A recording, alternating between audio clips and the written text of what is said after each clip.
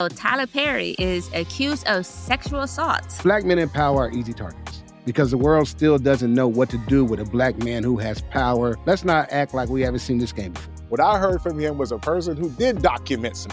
The nigga said he was over at the crib sipping, and then the nigga came into the room tripping. If it's a quid pro quo thing, then he's got to have a lot of evidence. Right, Revolt News is a clip that's going viral. Quentin Latham, who's also known as Miss Funky Dineva, and he had a lot to say in regards to things like black men don't really bring nothing to the table but audacity. He is attracted to men too, so maybe he's experiencing the same thing that some women are experiencing. Some men want to be the head of the household, and all they bring to the table is the dude's trying to go viral. If you're talking about the issues in the black community, black men and black women are the issue, but he wouldn't know that because he's not in a heteronormative relationship.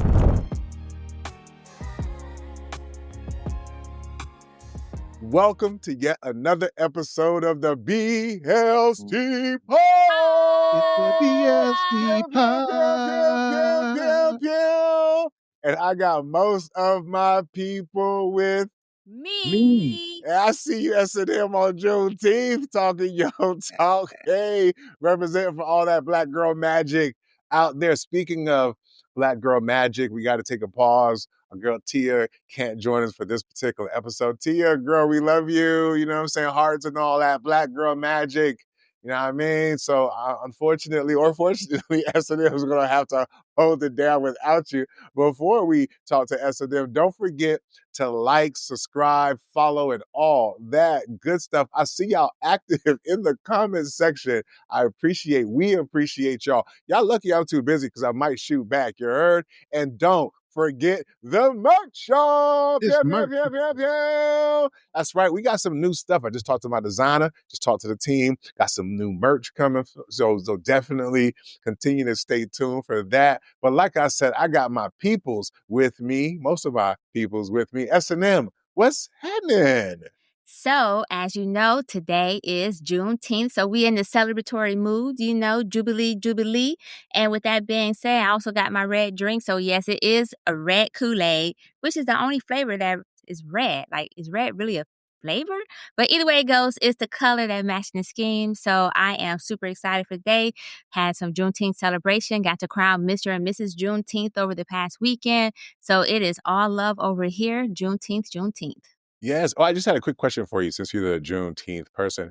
Like, what are people supposed to do on Juneteenth? Like, is it run a barbecue? Like, is it like, I mean, if it's, because, you know, we barbecue on the 4th. So, so what's the appropriate way for us people or anybody for that matter? In fact, my wife was telling me they were celebrating it at the job. So what's the appropriate way to celebrate? Just real quick. Okay, so I'm going to be honest and say this.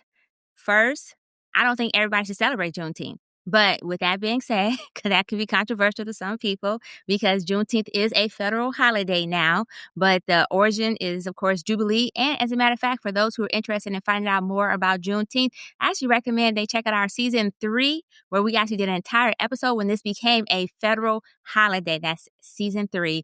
Check us out to learn more about Juneteenth. But in the meanwhile, so I tend to do things that uplift the community. So there's festivals, there's party, because it's all about celebration of freedom and freedom of expression as well.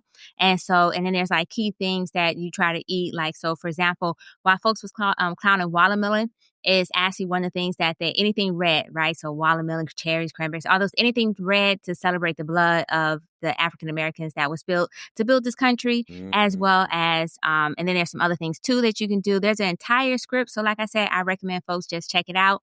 The main thing is make sure that you're celebrating and honoring the ancestors who actually went through this struggle to get us to this point. And if you're one of those people who actually didn't have ancestors in this, then you can celebrate as well, but just try not to make it so commercial in your celebration, if you get what I'm saying. And this is for Kroger, thanks to Jay sending me that clip where they did some straight up BS, and I said I was going to give them no space. But I'm just saying, like, if you're going to do it, then don't half-ass it. Do it in its totality. At least get the colors right. Yes, and that was our Juneteenth correspondent. Thank you, SNL, for that. Talk about having all my black people with me. You know, and speaking of people with me, Jay, what's happening? Man, yeah, it's alive here. Not. It's quiet here. Here I am. It's like having fun purgatory. Yo, I'm out here in Myrtle Beach. You see my t-shirt. It say, tropical paradise. It's tropical because it rained a lot and stuff, but I'm looking for the paradise, people. Looking for it, right? So at a boredom, I go to Paula Dean's thing. Now, I know that's not cool with the Juneteenth, but I feel like it's fair because, she once called it whatever, and maybe she's different. And so it's like second chances or something. I don't know. People talk to me. I had people come from out of town. They talked me into it. Dude, it was terrible. It was terrible. Straight up culinary gentrification at its worst. The mac and cheese tasted like expired apologies. The chicken was drier than her comeback tour. It was just terrible. And the biscuits, they were borrowed from Red Lobster and put in segregation. It was just sad. It was just sad. I was left hungry and feeling disrespected, even though I put in my notes, like special requests. I was like, please don't call me a Negro. And they honored that. They laughed. They mentioned it. And but they were real pleasant. But the food was bland. The best thing about it was the customer service. But let's talk some real flavor, man, because what's happening out here in these streets is way more important than what was happening out there in that busted Paula Deen restaurant. I put it on my same list as I put, what's that airport? I say we don't take Frontier. That's right. Frontier and Paula Deen, they can both fly together. I'm done. What's up, y'all? Yes. I mean, I don't know why you thought Paula Deen was going to be slamming, but okay. When in Rome. If she really had an apology, if her apology was sincere, her food tastes better. That's all. Is that what it was? Okay. I mean, black people falling for white people's apologies so quickly. I hear you, my brother, on Juneteenth. What's happening, my brother? What's going on? Juneteenth celebrations. Sorry about the Paula Deen mix-up.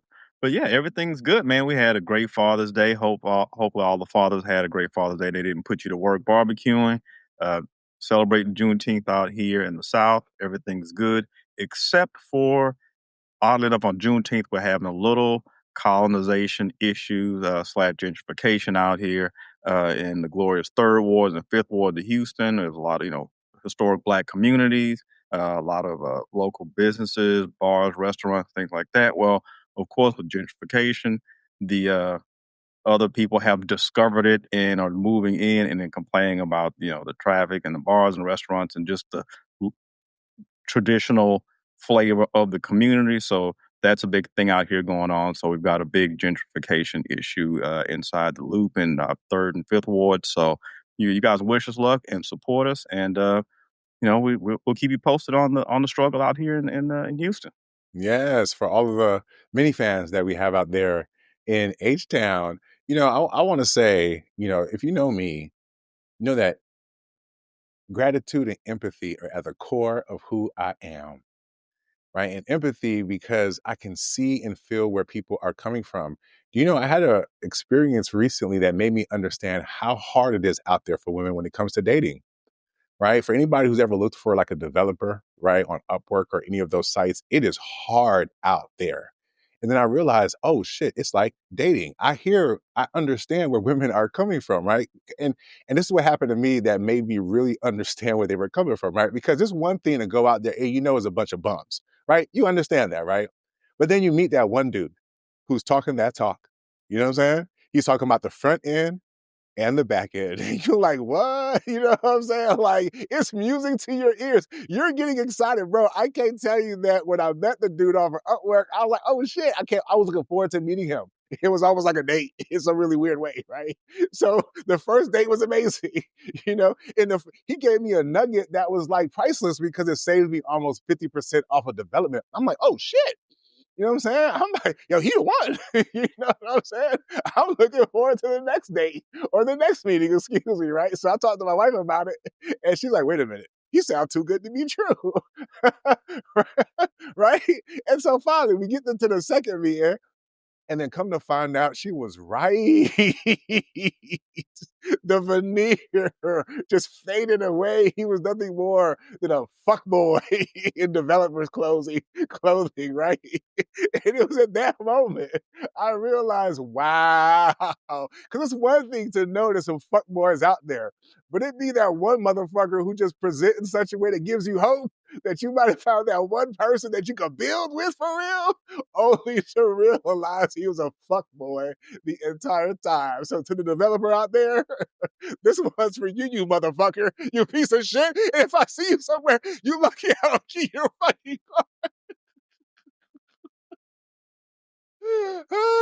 But with that being said, SNL, what we talking about episode 10? I better not catch you out here in these book streets. Go ahead, SNL. So it sounds like you had a bad breakup there with your developer. It was like love at first sight and then bad breakup. So it's kind of similar to the Angela Simmons and Yo Gotti breakup. So, as you know, for those who were following that story, Yo Gotti was up in Angela Simmons' DMs. That whole song, Down in the DMs, was supposedly written for her.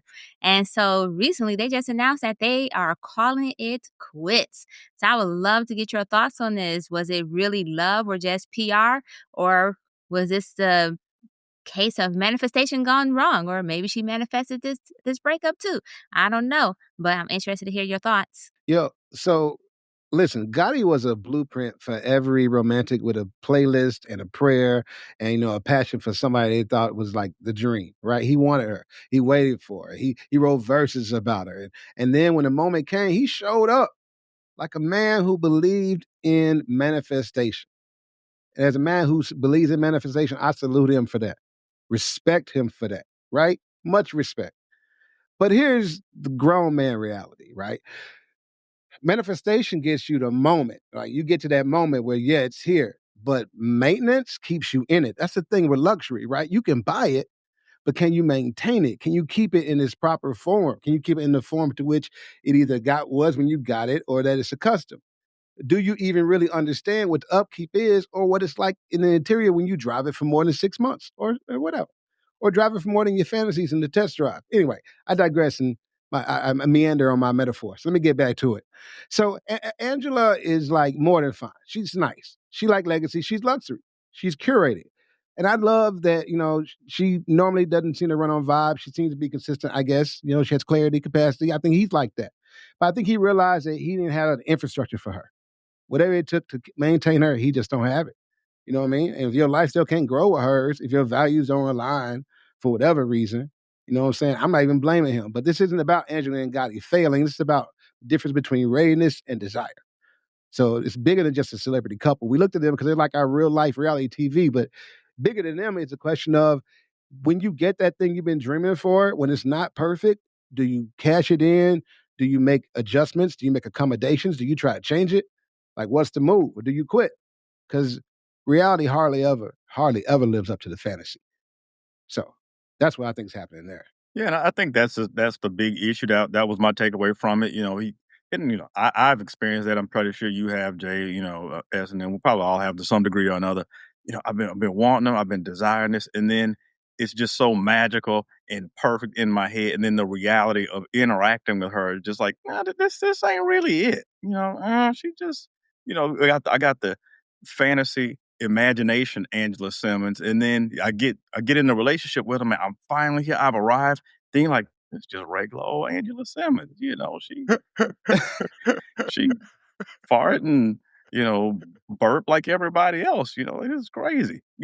I think that's a lot of what it is, and there's no shade on Angela Simmons. That's really a tough spot to be in for somebody to be pursuing you for that length of time, that kind of desire to you. You can never live up to anybody's fantasy. That's a lose-lose situation. She was, if that's what it is, and that's how I read it, which I'm probably right, she was doomed from the start. This was never, ever going to work.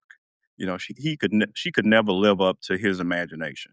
So that's how I see it. And, hopefully they can still be friends after that. And I wish them the best. But, don't, you're never going to be able to be anybody's fantasy. I was like, were they friends at first? Were they ever really friends? Or was she always being the pursued? That's what I was asking. But go ahead. No, We can talk about that later.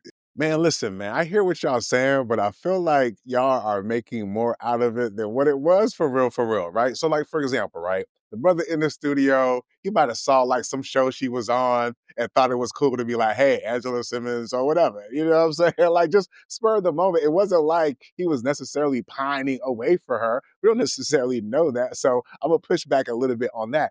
But I kind of feel like I hear y'all and I want to lean with y'all because I'm a guy and I understand what it's like. You see a chick, you vibing with her, things don't necessarily live up to what you thought it was. But then why would you still be in the relationship with her though? Or why would you still then buy her gifts, et cetera, right? And then in the interview, she said she was the one that I guess decided to kind of break it off, right? Even though she respected him. Y'all talking about y'all reads. I felt like it's completely possible. Listen, I'm just putting it out there that, yeah, she was swept up in the moment. She was lonely. Here's a brother who got some shit popping, got shit going on. I remember brothers was like, hey man, yo, Gotti's chill because yo, she don't really like you for real, for real. That relationship won't last. It's completely possible that she wasn't never feeling him, that she was low key like, okay, cool, yeah, it's nice. Yeah, he's taking care of me. He's doing stuff. Ain't nobody else here that I can trust. He's solid. I respect him, right? But did she love him? Was she feeling him for real, for real? So I hear y'all, right? I get it. Because sometimes we do put a pussy on the pedestal and therefore we get let down when we finally get a chance to hit it. But the way that he was still showing up, both in public and privately with gifts and shit like that, I think it's completely possible that, yeah, she was down for the ride initially and maybe the relationship ran out of gas. She just didn't see a future with him for real, for real. And maybe she never did. You dig what I'm saying? So I hear y'all. But that's why, and I'll land with this, I do like, yes, men should pursue. I'm from the old school. Yes, we should put it out there. I'm not even hating on him for that, but I do think when men do that, they have to make sure they look out for the signs on whether or not the girl really fucks with them for real, for real. You get what I'm saying? Yes, you did the chivalrous romantic thing. I hear y'all, but that's where reciprocity comes into play. And so maybe she was showing it up to a point, maybe she was not. But fellas, I'm saying, I hear y'all using this as a cautionary tale. That's just one girl, okay? There's a girl out there who's gonna love on you and your romantic ass because she actually likes you for real, and not because you showed up at the time when she needed a nigga to show up. And with that, I digress. So actually, I'm glad that you said that because to be honest, the read that I was getting from Jay and Devin was like, oh, Yo Gotti was the one who broke it off when that wasn't the case. It was like, it was Angela.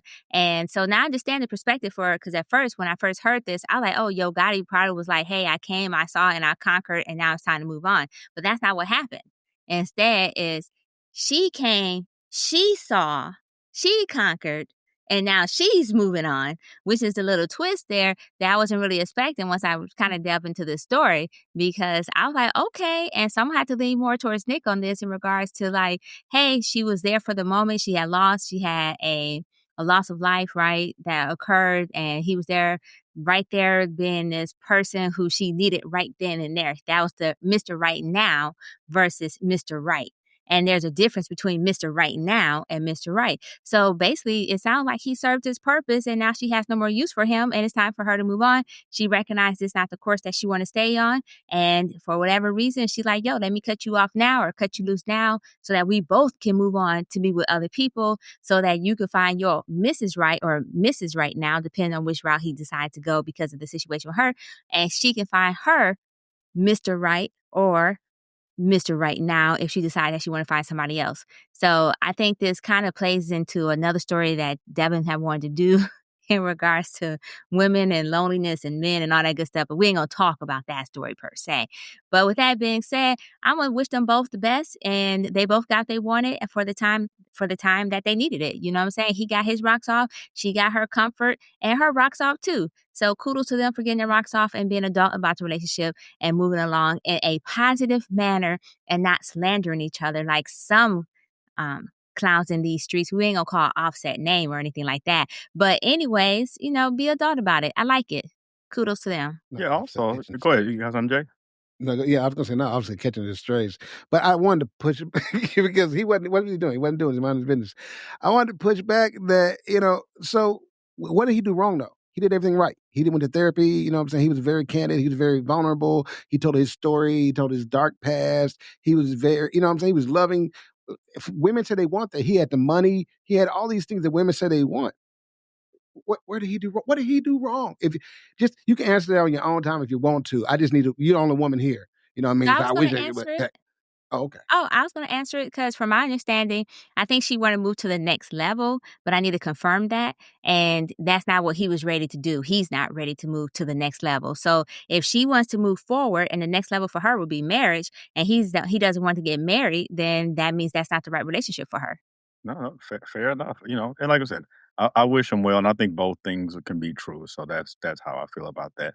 But also in Black love and Black women that are back on the market, my girl K Michelle is she's back out there.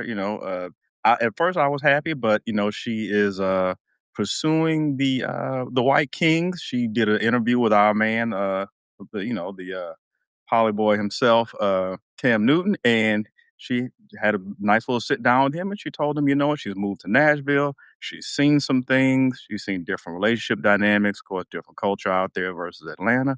And she says, you know what? I like the way the White Kings are doing things out here. I'm leaving you guys in Atlanta. I'm leaving the community. I'm going to pursue my White Kings and my White King happiness and live the dream. And she said, you know what, Jay, Delvin, the rest of you brothers, you out of luck, man. I'm sorry. I'm not available to the White Kings. So, Jay, what do you think about K. Michelle saying that she will not give us a chance? Respectfully, if your dating life requires this much documentation, maybe the issue is not who you date. Maybe it's how you move. Maybe it's you. Because wasn't she the woman that just had like a dating show where she was looking for a sheik or a prince or something off in the Middle East? She's like the original red pill or whatever. So K. Michelle, what I really think is, I think she curbed him in real time because it looked like he went from like confident and to confusion like 3 seconds. Like he thought he knew where the interview was going. Like maybe she thought he was shooting his shot, and she just like, I don't ball players, no ball players for me. And he was like, oh my God, I'm aghast. Like, how could you? Right? Because she corrected the record real quick. Now, she says she's done with black men. We don't really care. Honestly, every time she says it, I have to ask, who is this PSA for? Right? Because I don't think black men are begging her for attention. Maybe Cam, but Cam says does weird thing like, who called him S&M, Mr. Polly or whatever? He's not the spokesperson for Polly. Put that back somewhere. Delete that, retract that. Do another, whatever. But I digress. There's a difference between making personal choices and using your dating preferences as like brand engagement. Right? She keeps announcing her departure like she waiting for somebody to stop and give her a clap out or be like, no, don't go. It's not going to happen. Let's be real. Cam Newton's movement exposed, his moment there exposed more about her than it did about him. Because if you truly moved on, you don't spend time telling everybody, I'm gone, girl. I moved on. I ain't with it no more. You be gone. So be gone. Go. Wow. So I'm going to go ahead and go with the actual quote. So usually I'm all for, if you're going to date outside your race, please don't shit on your race on your way out the door. And so I'm all for that, but I just want to provide some additional context to the story. So I decided to go and see what exactly she said. And so she said, and I quote, Black men have left me so emotionally scarred, I had to start dating outside my race to find peace. It's interesting because that's what Black men say about Black women. They need to find peace. She goes on to say, I'm tired of being the mule and the therapist. I want love, not labor. Now, I'm going to say that this could possibly be because she's been in abusive relationship. She's been in very toxic relationship. I think she actually went to file criminal charges against her ex, who was, I think his name was Memphis or something like that, from Memphis. So it's Memphis or something with a Z. And I think that's part of it. And so to me, it seemed like her decision, and I'll say this about Black men too, her decision seemed to be based in trauma versus what she's saying that she's healed. Because if she truly healed, then she actually could have went out the door without saying that she's only exclusively, because she stated she's only exclusively dating other men outside of Black men, that she will now date outside her race. And then not only did she say she would date outside her race, she went on to say that she encouraged Black women to date outside their race for the very same reasons that she's dating outside. And that's another part too. Like, if love is love, then you don't have to encourage Black women to do anything, just like Black men don't have to encourage other Black men to do anything when it comes to dating outside the race. If you're going to find love, you'll find it regardless, right? Even if you're being intentionally moving to dating outside your race. So I think that this is just another example of where you just can't say, hey, I'm just want to experiment, because you have to provide an excuse on why you're now just dating exclusively versus just saying, you know what, I just want to expand my horizon and see what else is out there.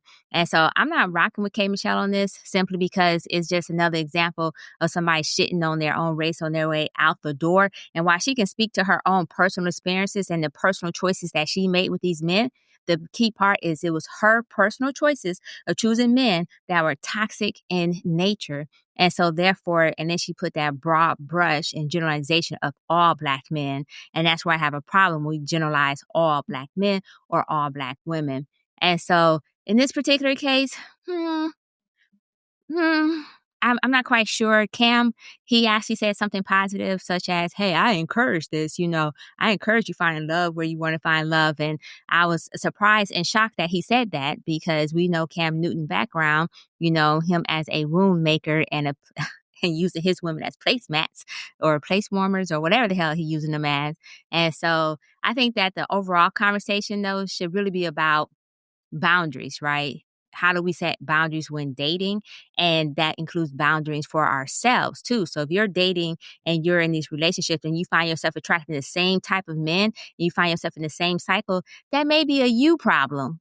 And it might be time for some reflection, some self-reflection, so that you can stop attracting these type of men because you have to figure out why are you attracting these particular type of men. And if you're saying that you're only finding peace when you date outside your race, then you also need to look at yourself and figure out, is it because you change your behavior when you date outside your race? Or is it because, just think of the circumstances and whatnot? So I don't know. I personally think she could have went ahead and hit the door without making this announcement. But I think that in general, whenever somebody make this announcement, like, shut the fuck up. Just go. I mean, she's on an interview, right? And she's being, I guess, asked questions. I mean, the real question is, why is she even being interviewed, right? But in today's, content environment, everybody's being interviewed, right? I mean, I can't wait till we start getting interviewed. So I can't be mad that people are asking her questions or that she feels like she wants to share some information. Now, one of the reasons that Cam Newton probably responded the way that he did in terms of, hey, I'm happy for you. You know what I'm saying? I love that for you, I think is what he said, which, could be a double-edged sword. That phrase in and of itself, when people say, "Oh, I love that for you." Yeah, it's like it's like bless your heart.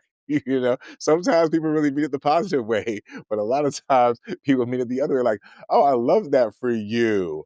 But there's some truth in that, right? Meaning that I think the same way that Jay said it, the same way they can recognize it. When she said that, we was like, so, you know. Matter of fact, I'll even take it a step further. We were like, woo, right?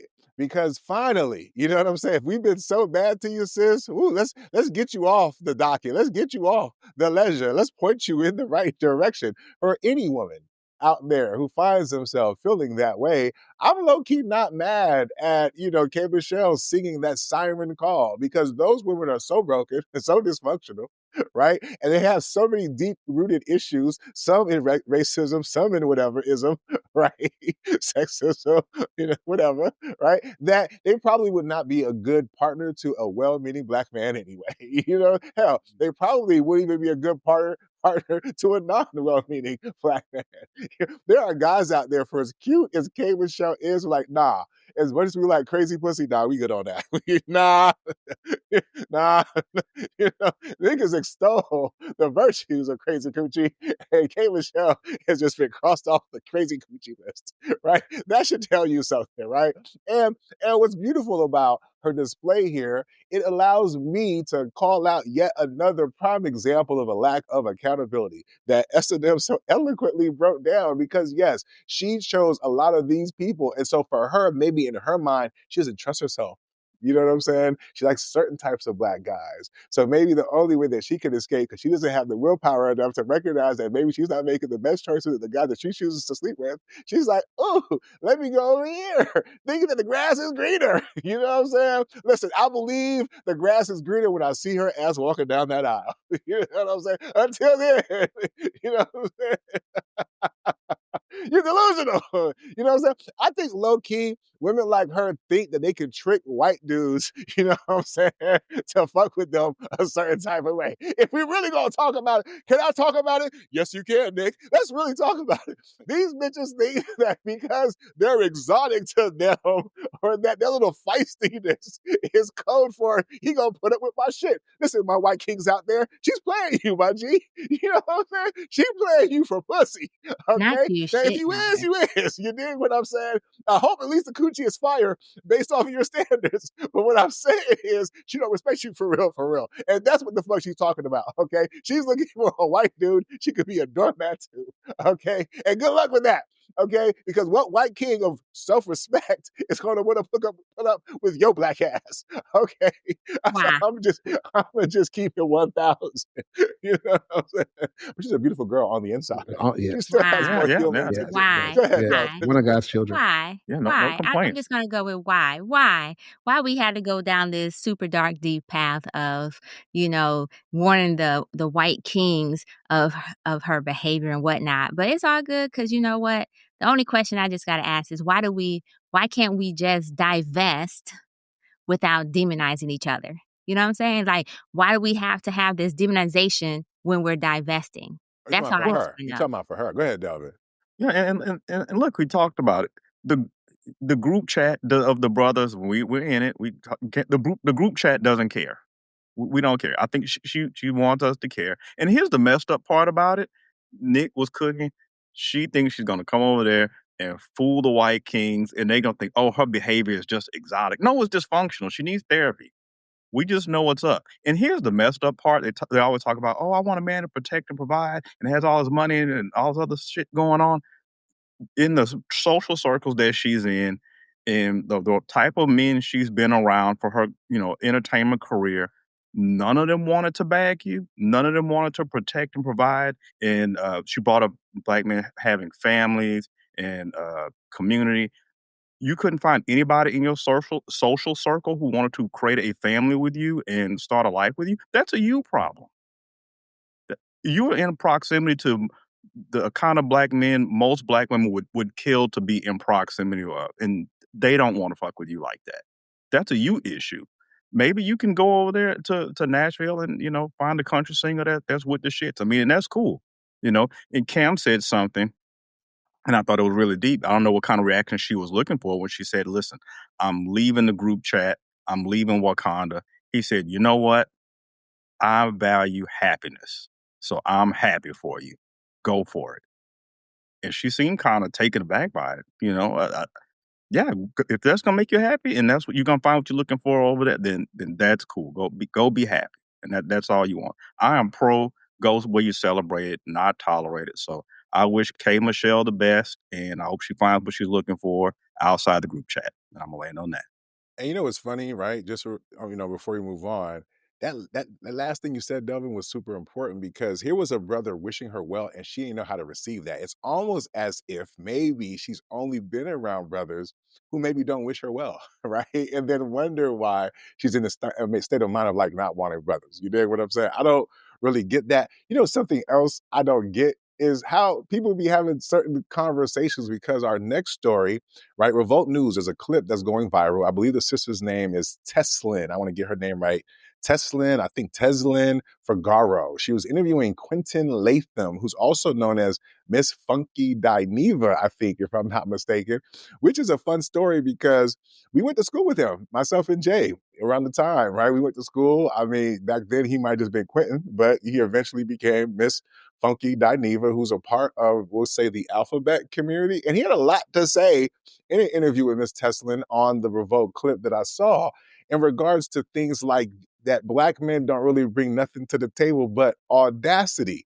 He was making the case that the ills of the black community fall squarely, primarily on the shoulders of black men, not just black men, but heterosexual black men, because he did make it a point to carve out that it wasn't, in his words, the gay boys that was part of the problem because they weren't gangbanging, they weren't selling drugs, they weren't, I guess, leaving baby mamas out there. So he framed it that women, black women in particular, were doing their thing. The numbers and the statistics speak to that. So then when you look around, there's a conversation that needs to be had about how heterosexual black men were falling short. It was an interview with a black woman and a black man who's a part of the community. So I guess my question to y'all is, what are y'all thoughts about this clip, right? I'm gonna leave it there because I think if I continue to talk, I might start getting into my takes. So, what are y'all thoughts about all of the things that Miss Funky Dineva or Mr. Quentin Latham had to say about black men and them falling short in the black community, heterosexual ones in particular? Come on, guys, not all at the same Yeah, I'm time, gonna please. defer to one of the men at first to speak on this Right, I sensitive mean, come for on, the right? men. Y'all pussy? Y'all gonna No, let him talk to look, you like man, that? you know I Oh, wow. you know I Y'all Devin go pussy. first. You know, I already went in. Come on, Devin. I'm gonna let you do it before I do my thing. Go ahead. Jay, Listen, your whole table is shaking, my God. I thought we talked about that. I'm Now he excited. got you shaking in your You got me. I'm table. he is excited, shook. man. I'm shaking my table. You He know what? got you That's what shaking happened. in your That's what table. happened. I be shaking it. Shaking my. Go ahead, Delvin. He, Mm. he, he threw it up to you. What's up, man? Listen, I'm just wondering why is he in the group chat on this particular topic? I mean, I'm not even saying he's wrong. It's just like, you know what? Why are you in the group chat? Because if he's gonna make a carve out for, I guess, the black men he's interested, and that's fine. That's cool. If we can let non-heterosexual black men in the chat, well, why stop there? Why can't we have the white queens in the group chat? Why can't we make carve outs for everybody? Why can't we have other additional people in the group chat? Other people have something to say about this topic. I understand, he's trying to, he sided with the sisterhood. I get that. There's a little overlap in there, and they're both kind of interested in men. And you observe some things in the community growing up. Totally understand all of that, but I don't think he really has a dog in a fight. I'm not really sure why he's even commenting on it, but it's a story. That's my take. Yeah, so you show way more grace than I was gonna give, and I I'm wanted the trying to brother to show have some grace, man. air. It's I Juneteenth. wanted him to have some air, man, before I say what I got to say. Because brother or Quentin or Latham or whatever, I'm not calling the man delicious, so it ain't gonna happen. So yeah, you get the reference. Listen, the brother, the dude's trying to go viral, or whoever is going viral on the audacity of straight men, and I challenge them on their audacity to even be in this conversation not because of their preference. Not because of that, but because of the premise. The premise of their argument was, well, you don't see gay guys gang banging and da da da da until you saw The Wire and that great actor played that part, or other things. You didn't really conceive of homosexuality in certain sections because the stigma, right? The stigma that exists in the black community anyway. There are some areas where there is not a lot of prominent homosexuality because of stigma, not because of whatever. Now, if those areas have vices in them, it doesn't mean that heterosexual men are more prone to vice. It just means this is the area where there are heterosexual men. I feel like the way he positioned the whole thing, like studies have shown men are traditionally actually more committed in relationships than women, right? And you generally the women tend to be the problem, even in the uh, same sex relationships between women or monogamous. I mean, or heterosexual sex between women relationships. It's still women are generally the problem. That's what I'm saying. And I know it sounds sexist, but we got to stop making aesthetic vulnerability for intellectual honesty. Like he wasn't being. We say it was vulnerable. Say he was being candid, but really it's just trash. It was just trash. It was one sided and slighted, and I don't know why he's in the room talking. If we're going to have that talk, then let's all do it, and let's be honest that we're all the problem. If we're not healed individuals, let's just make it that. Let's not keep this divide going. This is like the Willie Lynch letter in a pink jacket and a white polo shirt. That whole separate the sexes, the gender warfare that we're talking about. He's just another grenade lobbed into the middle of it. Go ahead. What are you saying? So I'm going to say this. First of all, I understand where you're coming from. So I'm going to go ahead and tell you why he got a dog in this fight. Because he is attracted to men too. So maybe he's experiencing the same thing that some women are experiencing. And because he's attracted to men, I guess that would be where he's saying they come with some audacity, although he was talking about the heterosexual relationship, which was a little bit weird there since he was referring to the heterosexual relationship. And so with that being said, though, he still had a point about audacity. Because basically what he's saying is, first of all, the audacity comes in is not what the men ask for, is when and how they ask for it. So, for example, a man with no job, no car, no ambition, asking for a submissive wife, asking for a submissive energy to bring it, or, asking for peace and whatnot, but they offer no job. They have no car, at least. And so you're asking for this. So it is audacity that allows these men to ask for certain things when they themselves are not bringing anything to the table. And I think that's the audience that he was pretty much talking about. Not all men. He actually made a point to say he's not talking about all men. He's talking about some men. And so it's like this unchecked confidence But some women would like to call it delusion. In his case, he's also calling it delusion and audacity that they are qualified to ask for certain things when they themselves don't even have the qualifications to ask for those things. It's kind of where the conversation was leaning towards, and that's the way that I was taking the conversation. And I think this is important because while he's gay or part of the LGBTQ community, he can still speak on the insights that he may personally have based on his observations as a man. And to be honest, men should check other men. Men should have conversation with other men, which is why I found it weird when he said this should be a conversation among straight men versus just a conversation amongst men, because he is a man the last time I checked, unless he decided to change and do some other things with his body and pronouns and whatnot. But either way it goes. So I do think he's valid. And I think that at the end of the day, what's being said was the audacity piece, I believe is correct. His premise for the audacity piece, I think, was the over the generalization of stereotypes and narratives that continues to harm our community. And that's the part that I was more concerned about, was this whole generalization of Black men selling drugs, Black men abusing women, Black men doing this, Black men doing that, and Black men not doing this and Black men not doing that. It's that overgeneralization that I was more concerned about when we talk about the audacity. But hell yeah, men got audacity. Hell yeah, because some men just want submissive providers. Some men want to be the head of the household, and all they bring to the table is dick. So yeah, he has a point on that part. But like I said, my issue was the overgeneralization. Well, here's the thing. If he, want to say, men should kind of check men or address men and women kind of address women, I'll even go so far as him addressing women, because that's just kind of the camp he's put himself in. I think it would have been more helpful for him to ask, why is the audacity? We know these guys exist. Ladies, why do you guys keep fucking these guys? Why having sex with them? Why do you guys keep making babies with these guys? Guys who are no money, no job, uh, ass whoopers and felons. Like, why do you have the audacity to keep jumping up and down on these guys? That would have been more helpful, but he's not going to do that because he would have got ran out of the ladies group chat. No, it's because it's already a lot of men who's asking that shit and blaming women for all the L's of the Black community, so to speak. So he just didn't want to add on to that. Oh, so that's the way I interpret it, because we always hear about the single mothers being the problems. We always hear about close your legs. We always hear about what women should be doing in regards to addressing. We always hear about women and accountability or their lack of accountability. So he chose the less talked about argument in today's society. And I think that ultimately the reason why audacity has come up so much is because it's more pronounced on social media. I think social media just made it more pronounced, whereas before this audacity was kind of kept behind closed doors, so the men and women didn't talk about it. Like, yeah, so-and-so may have their boyfriend driving their car because all they offering is dick, but they didn't care because no one noticed, because it wasn't on social media. But now all of it's on social media, and that's another reason why I think we're having this conversation. But Nick, I know I saw you trying to jump in there, so. No, it's okay. I mean, I was talking, I was listening, because I feel like y'all still talked around it a little bit, I guess. Because this is,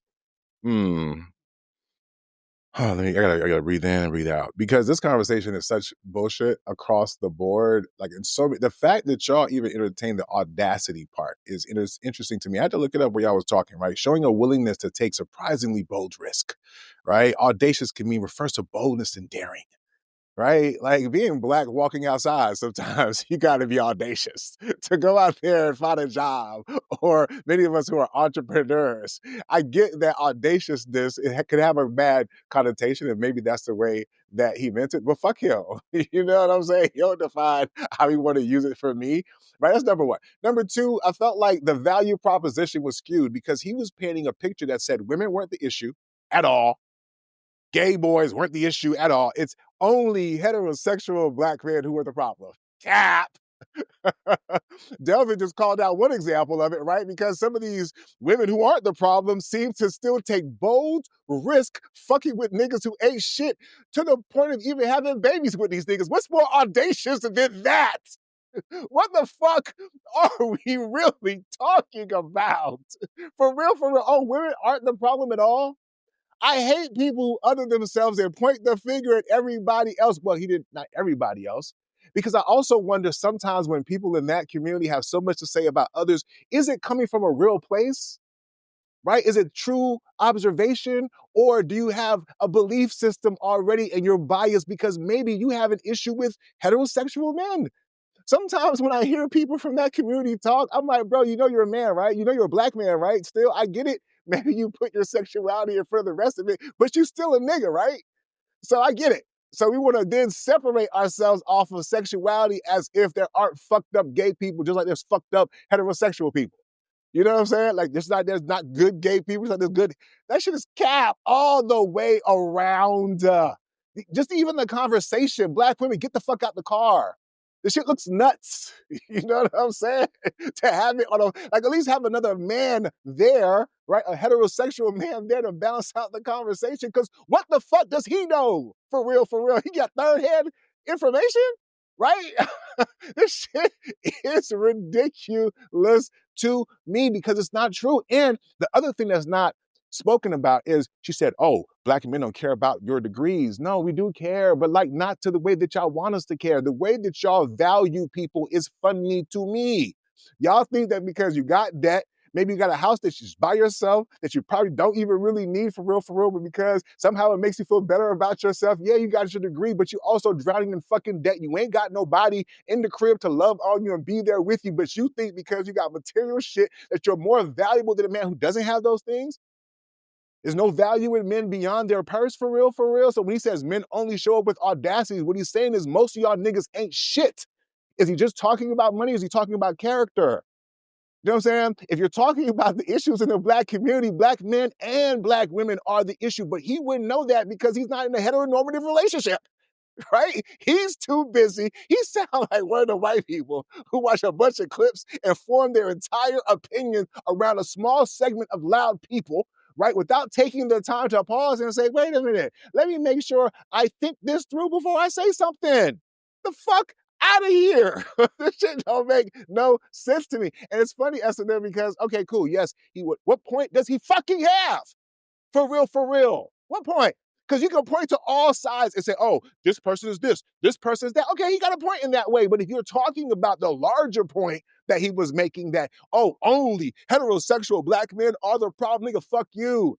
Niggas like you are part of the problem. You know what I'm saying? Because you're perpetuating the bullshit and you're not even a part of it. It's one thing. You know what I'm saying? If you had to deal with some of the fucking consequences for real, when you throw these little grenades out there, you know what I'm saying, lip wristed it all, right? It's cool then, right? And you want to talk about who's part of the fucking problem. That's part of the problem. Too many y'all niggas in a group chat, right? And lastly, I'm gonna say this to black women. Y'all be letting these niggas, some of these niggas who want to take y'all spot, be in your ear, getting you to turn on the niggas you need to be turning towards in the first fucking place. And this shit is wild to me. Because when we had this alphabet conversation, like we did a couple episodes, y'all got the threat then, right? When it was a little closer to home. But this one is cool. Y'all want to ride with it. Because somebody is saying something you think is valid. It's not fucking valid.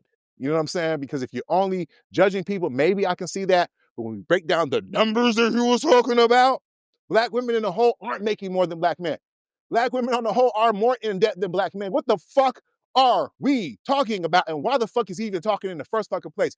Talk about your own shit. Fix your own shit. Because if we start to look underneath, there's more shit going on in every fucking community. So clean your own fucking house first, man. You know what I'm saying? Before you bring your mouth over here. Any fucking questions? Actually, I did have a question for you, sir, and I know that was rhetorical, but didn't you say y'all knew him? Wait, didn't y'all say y'all knew him? So if y'all knew him at one point, was he heterosexual or? No. No, I ain't say we knew him. I said we went to the same school around the same period. Listen, I've seen him. Listen, I still had 6 people with my same name. Let me be clear, right? Let me be clear. I let people live and let live. What you won't see Nick do is talk about shit Nick don't know.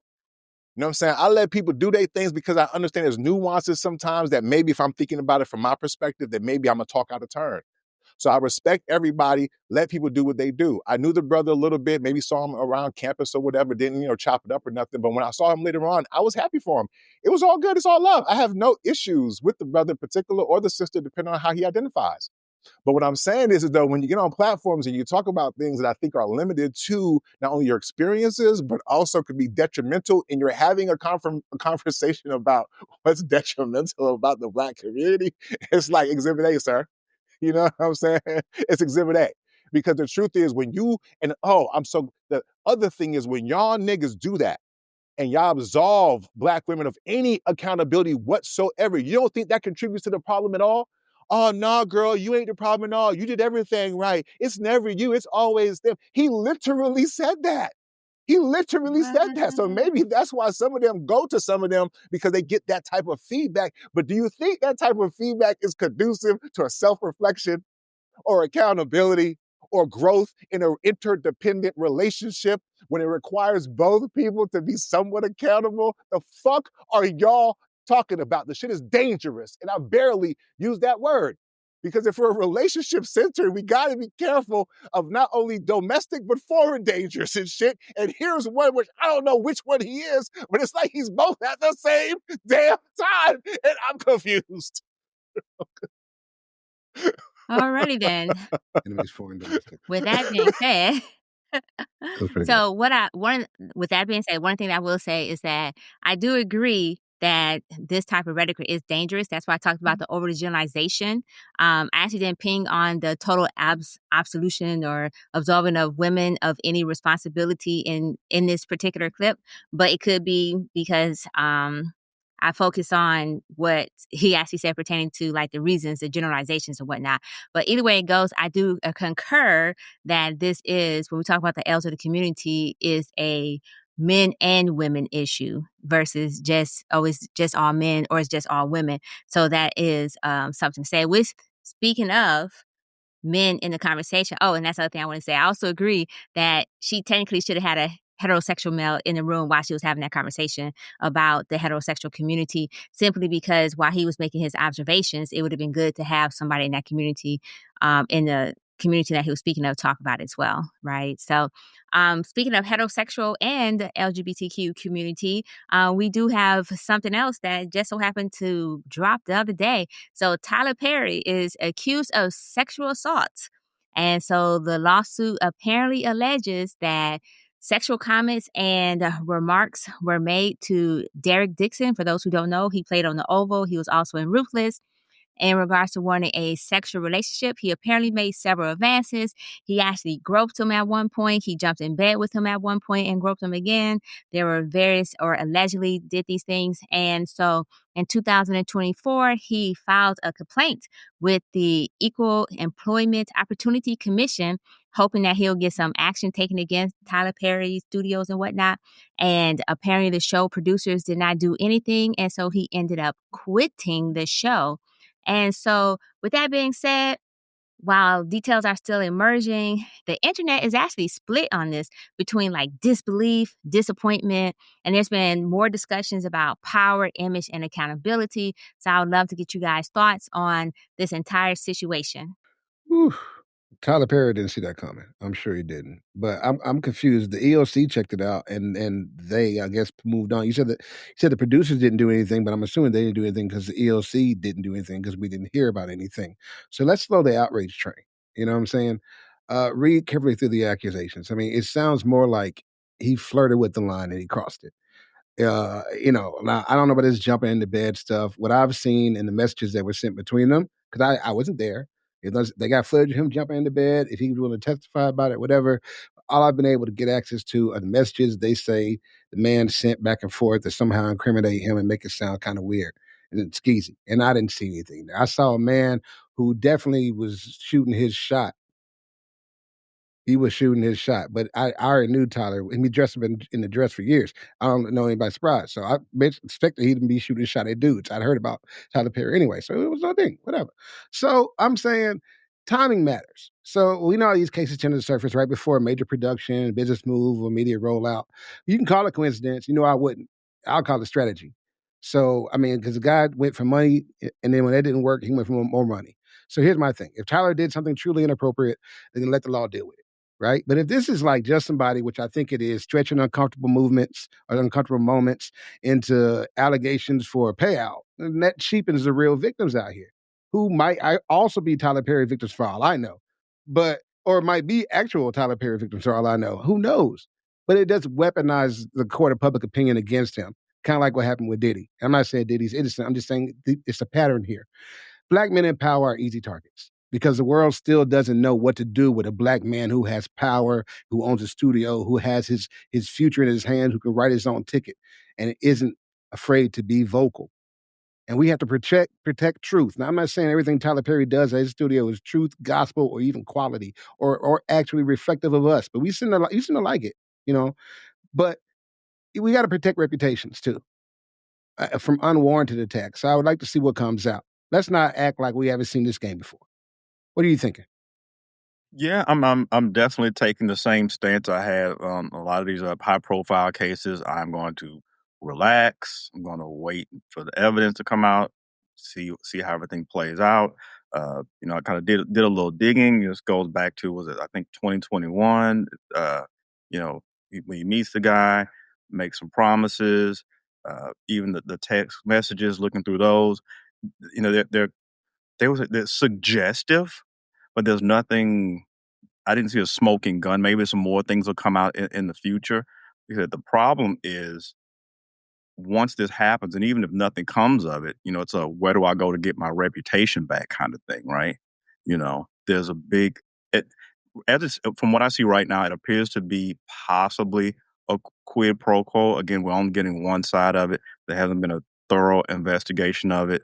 Uh, a lot of these cases, they just go straight for the lawsuit. And I generally wonder why no one ever really files a criminal charge. And I think it's the burden of proof that, as I understand it, is a little lower threshold for proof in just filing a civil case versus a criminal case. So I think that's why these things go that way. But if Tyler Perry really wants to clear the name, hopefully his people will come out, make a statement. But the guy's claiming he's got insomnia, anxiety. I know he lost money from leaving the show. If there's anything there, if there's some smoking gun, he should definitely have it presented now, sooner rather than later. But if nothing comes of it, it's a where do I go to get my reputation back? And I'm pretty sure, at least in Atlanta, it'll probably be blacklisted from the industry. I mean, Tyler Perry definitely got that kind of juice in the entertainment industry. So, hopefully nothing. There's no smoke. There's no there. I know we fond of the whole Medea thing. I know he does that. Not if he likes guys, that's cool.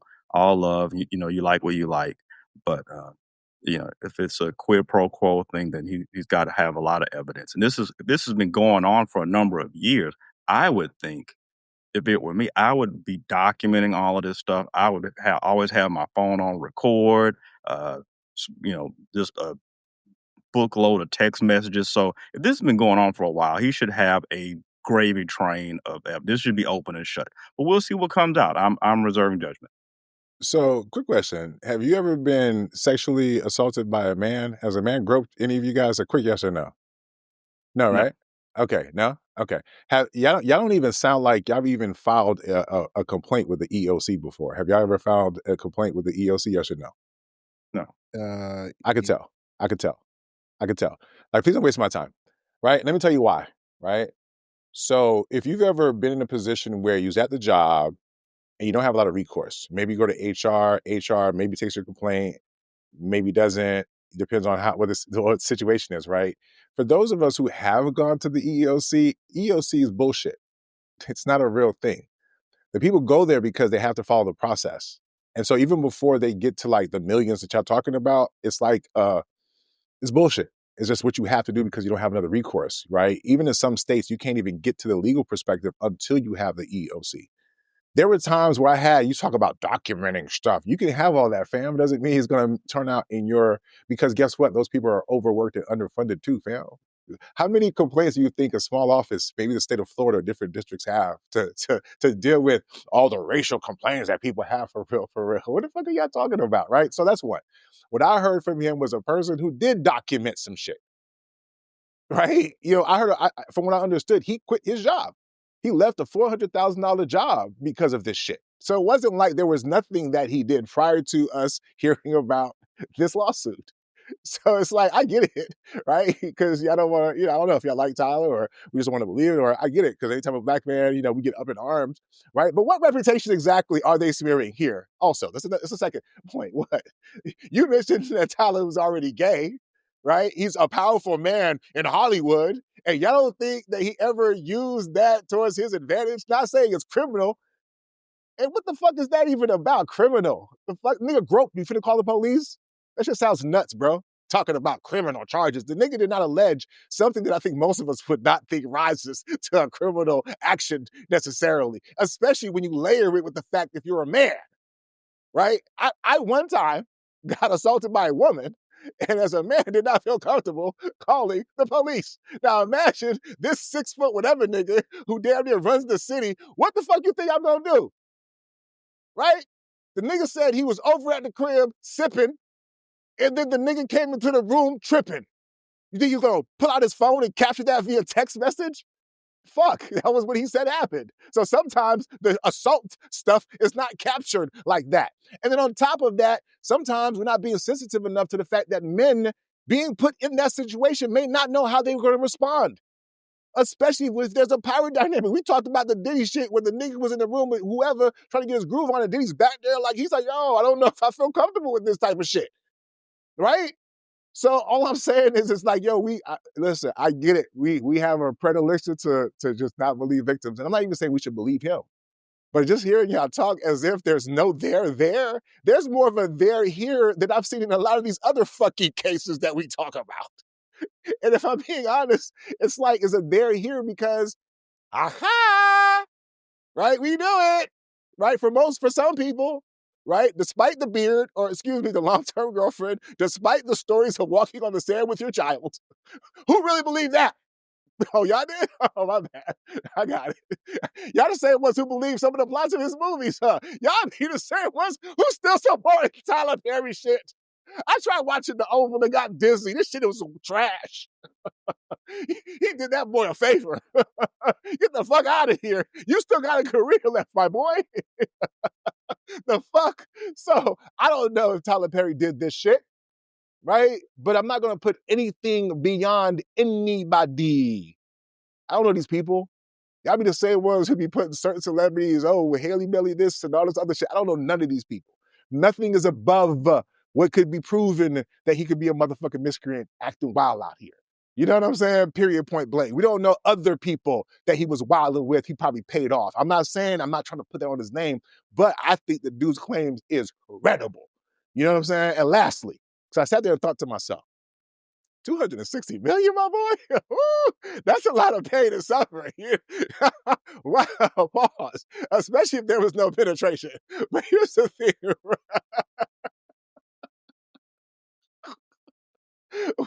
I'm saying, like, the level of, discomfort and assault, I think commiserates with that dollar amount. So if you're talking about, he groped you a little bit, I mean, I can see about 20, 25, 30, that was my initial thought. But then I caught myself and said, nah, Nick, you tripping, bro. Like, what if it was you? Delvin, you laughed about the PTSD. I don't think because we've never been tried like that, know what that could mean to a person who's not only been tried like that, but then to also feel powerless to do anything about it, bro. You know what I'm saying? That boy probably be waking up reading scripts in a cold sweat. You dig what I'm saying? Thinking about all the time that Tyler was trying to give him some direction. You know what I'm saying? But confusing with an erection. It's like, so yes, I had to take it back. I said, if that motherfucker would have touched me, nigga, ain't enough money in this goddamn world. You know what I'm saying? But in all seriousness, I want to encourage men, in all seriousness, all sincerity, to speak up, man. I get it. It's not the cool thing to do. I get it. Like you question yourself a little bit, but sometimes it's okay if the person's more powerful than you in terms of you were put in a position. It doesn't make you less of anything. Sometimes it might be a physical thing, it might be a money thing or whatever, but it's okay to speak up because if you don't, they might be doing it to other people. You get what I'm saying? So we pretend, and that's probably the reason why we don't believe it, because we don't hear about it enough. Ted Cruz came out and said somebody tried him, and we laughed him off because he's all big and brolic and shit. And we're thinking, damn, he got tried? Oh, football playing brolic dude? Yeah, some dude felt comfortable enough to try him like that. And guess what? He didn't do anything. Most of us feel like if somebody would have tried us, we would have knocked them out. But guess what? According to him, he didn't do anything because of the pressures of the environment that he was in and also carried the additional burden of being a black man. Now, that's not the case here because apparently Tyler likes to swirl. You know what I'm saying? But the point is, manhood is manhood. It's weird because I'm like, it would be a swirl, wouldn't it? You know what I'm saying? All the black shit you're doing and you're going outside the community, Tyler. This shit is crazy. Very disappointing. Alrighty then, sir. Okay. You wanted a white king. White I just went with that.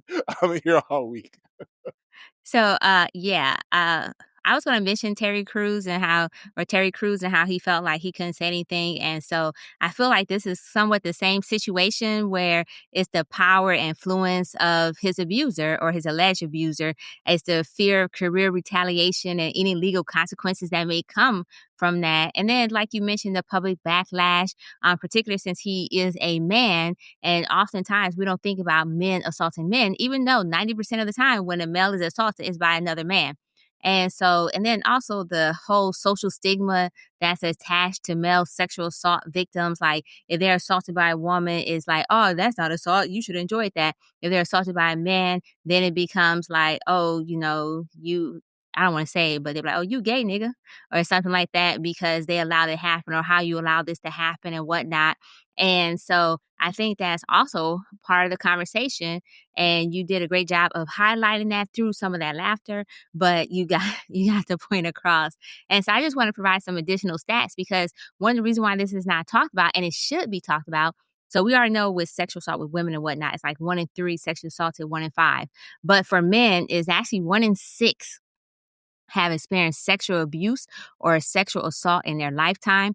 And 1 in 4, which I believe he will fall under, has experienced some type of sexual contact or violent sexual contact. And I also would like to point out that oftentimes, 90%, once again, the perpetrator is a male. So this is male on male violence in a sex way. And so I think there's like a 13 to 16% of underreporting because just like with the women don't want to come forward because they know that they get put on trial for this basically. So men don't want to come forward either because they got that, the all the ramifications of coming forward, but also the consequences of being a male who was sexually assaulted. It's like, oh, now you weak or you're this or you're that. And I think that's part of the conversation as well. It's like, I feel shame and fear, disbelief, or how could this happen to me? And then there's the big overall myth that men cannot be victims. And I think that's something that we need to unpack as a society, that men can be victims and indeed are victims. And if we start having more of those type of conversations, I think more men will feel comfortable coming forward. Because when I first heard Terry Crews was assaulted, I was like, dang, you like 260? And you bulky, and who assaulted you? Let me see the person who assaulted you. But once again, it didn't even have to be a big person. It could have been a small person, but it's the career, it was the power dynamics that was over there. And then, so I would also just like to note that nearly half of bisexual men has reported that they've been sexually assaulted or raped. Half. I'm like, wow, that's crazy.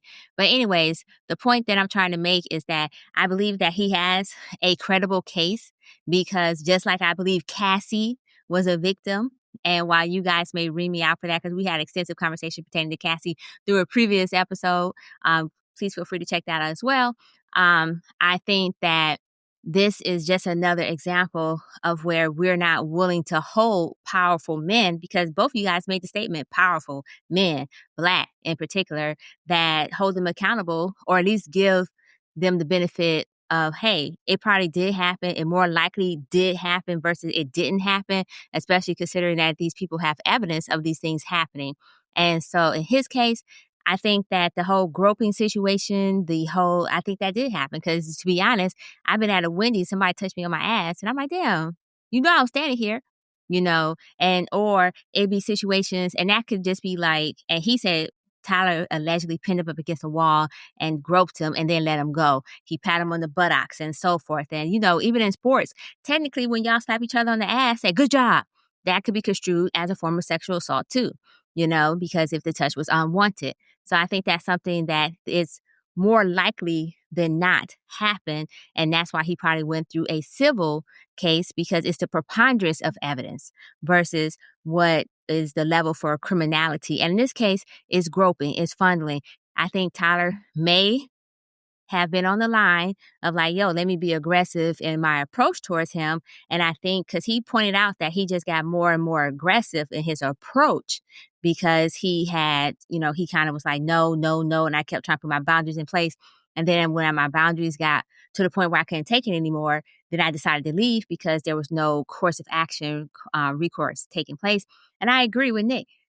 With the EEOC, I've actually filed an EEOC before, and it is some bullshit. First of all, they really don't want to side with you because ultimately it makes everybody uncomfortable. I'm just going to put it that way. And they are overworked and significantly understaffed because it's not a priority in most cases. And so I'm just going to say that I believe there's a possibility that he would win this. That 260 mil, I'm like, wow, he going for the gusto there. I don't know if it's because it's a man and he was like, I need my pride to be effect, or if that's just his starting point for negotiations. Because maybe he only want 50 mil, but he feel like if he asks for 260, they can at least start somewhere high and they can get that lower amount and to the point where he get where he needs. So that's my 2 cents on this. I'm going to say I wish him the best. The Oval sucked ass. I actually don't like hardly any of Tyler Perry's stuff because he really go in on the stereotypes about Black men and Black women.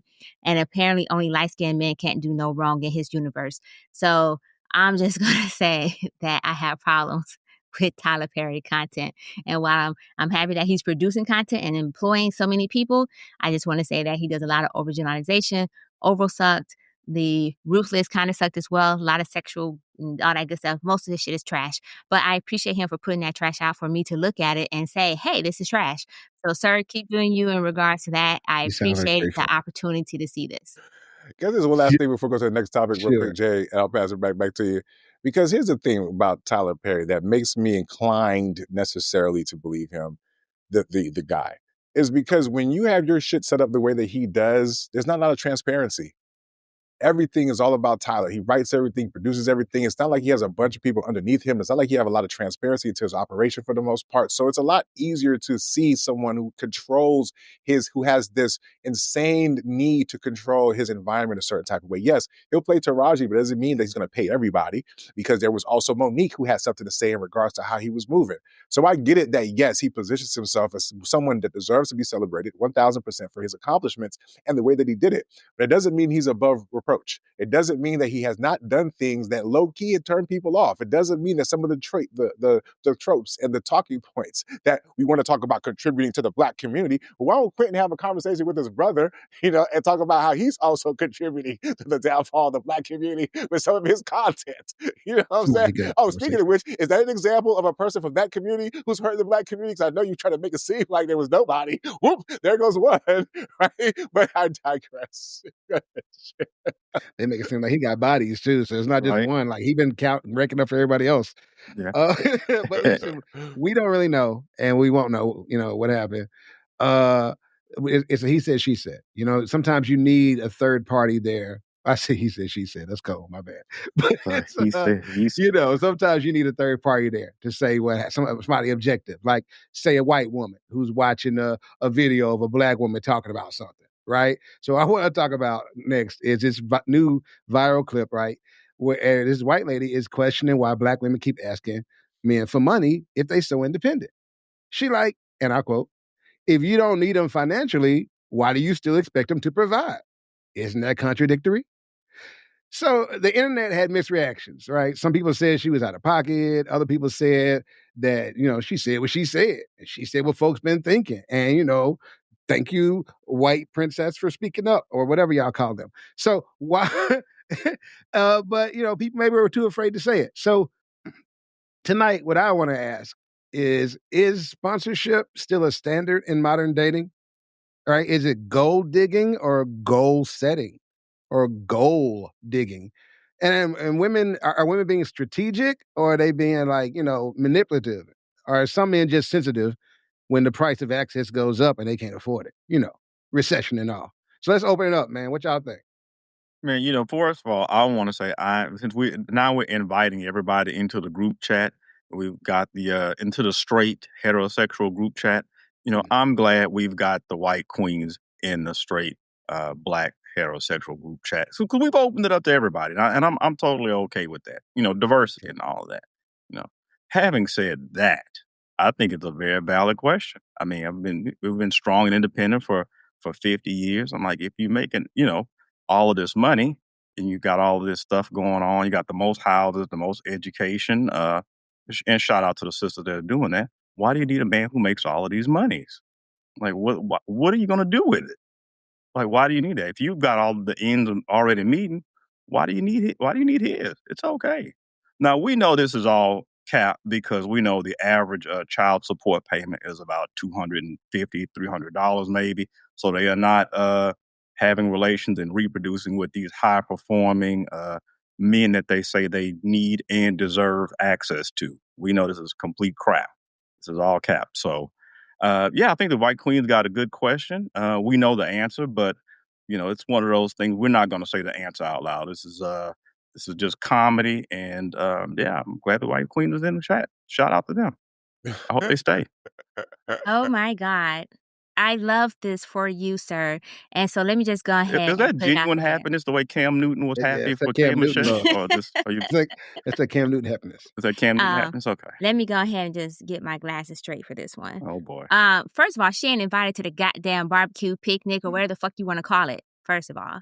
Second of all, she has some goddamn audacity to come into this conversation as well, because white women in general are known for being fucking gold diggers. They actually go to college for the purpose of husband hunting so that they can get that gold. They scout out basketball players, NBA players, and anybody else who they believe can provide them with that goal. So who the hell is she to tell us that because we're strong and independent that we don't also deserve some gold? So first, let's talk about just that aspect of it.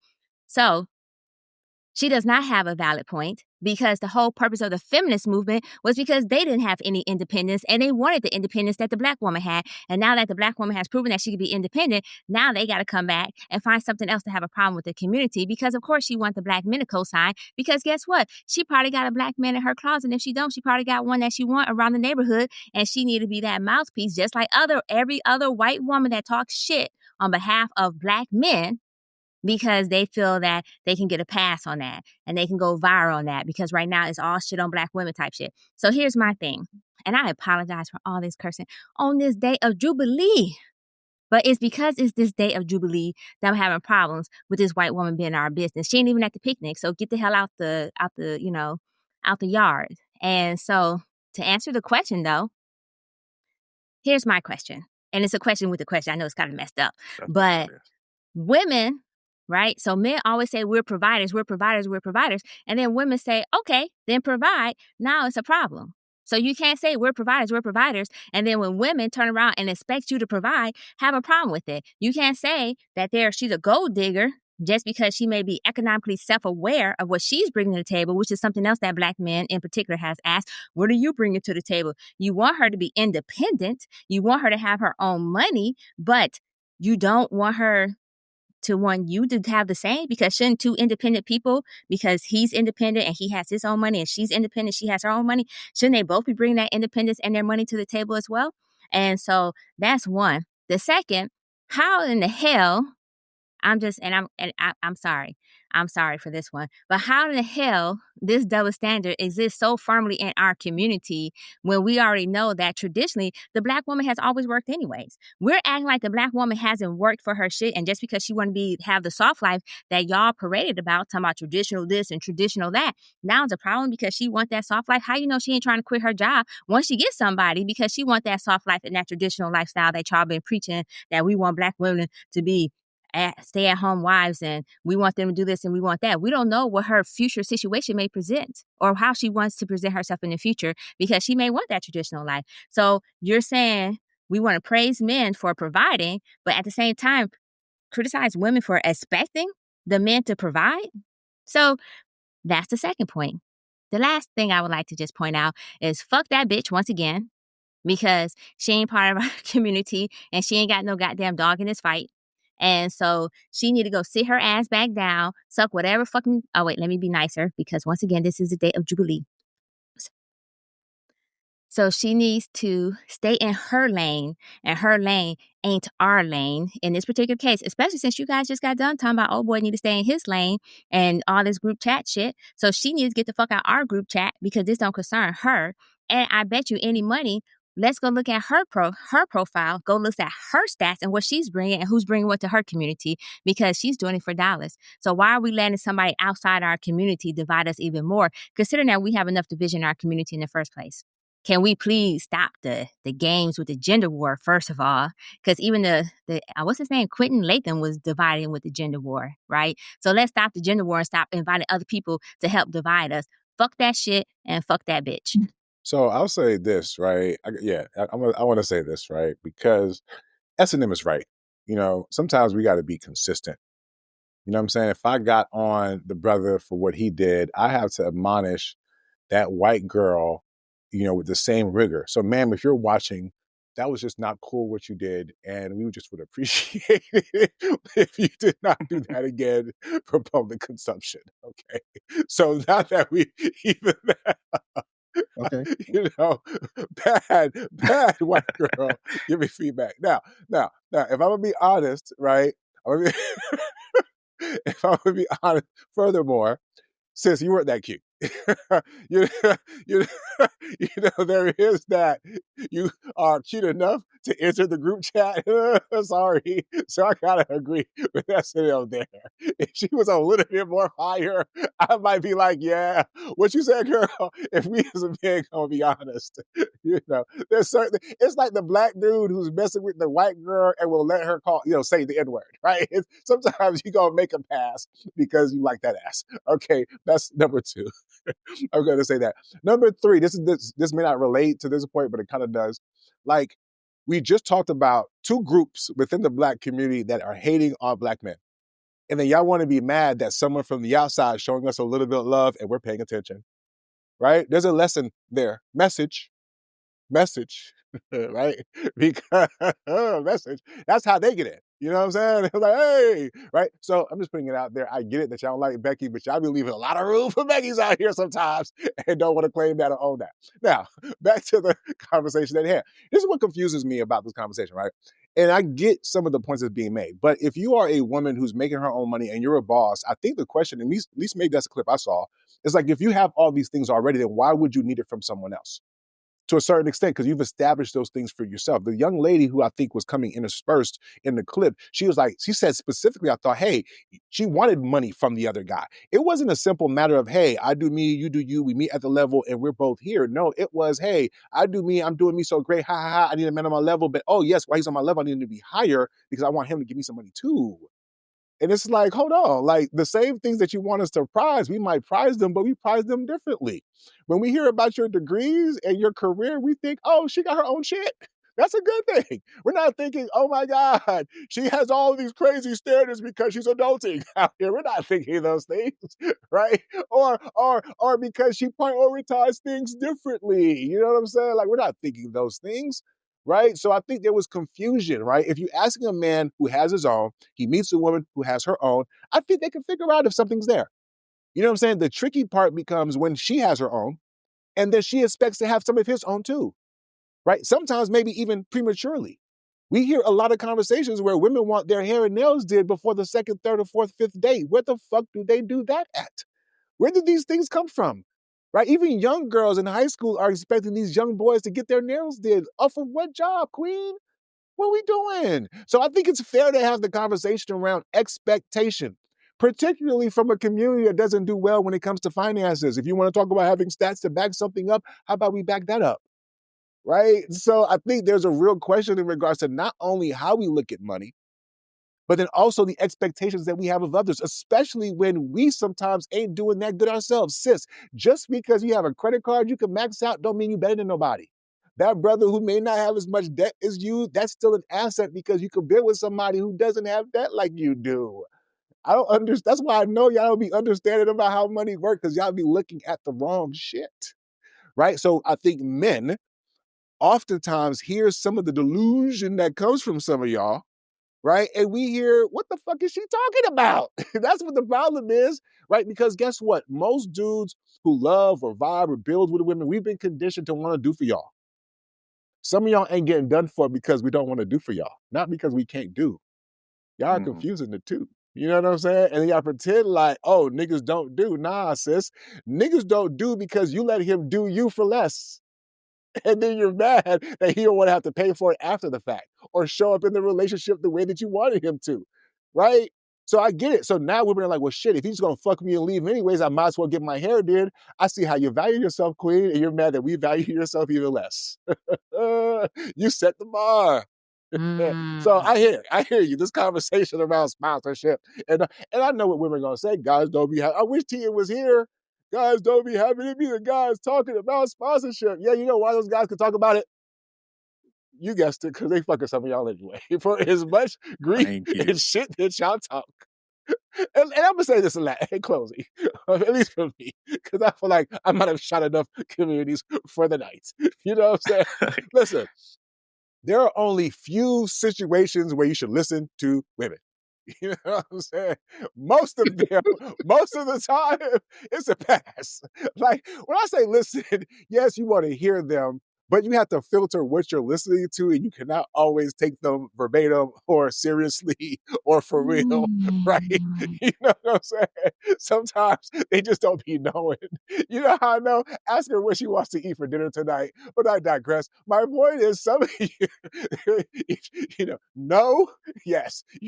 She says no, you listen to that shit, right? Hell no, right? But what I'm saying is, y'all spend too much time listening to these women in these clips. These women who claim that they have these standards and they only fuck with these type of guys. It's cap.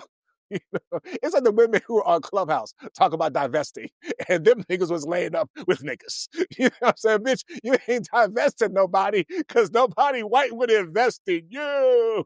The fuck are we talking about? And finally, I know that's how finally, if there's any ladies out there looking for sponsorship, let's talk. You know what I'm saying? I got a couple of dollars. Now, granted, if you think your box is enough, it's not. I'm actually going to put you out to work. We got some marketing opportunities, right? We doing posting for the BLC pod. Y'all hoes who want shit for free just because you think the box is all that. I hate to tell you, the price of pussy has been coming down since Instagram became popular. The fuck are y'all talking about? Yeah, and with that, I bid you guys adieu on this topic. Okay, all right. So you guys have been very thorough, and you raised some valid points, except for S&M. I don't know what the fuck she was on, but but no, all right. So, but I guess I think you guys are missing like the beauty of the moment here, the irony.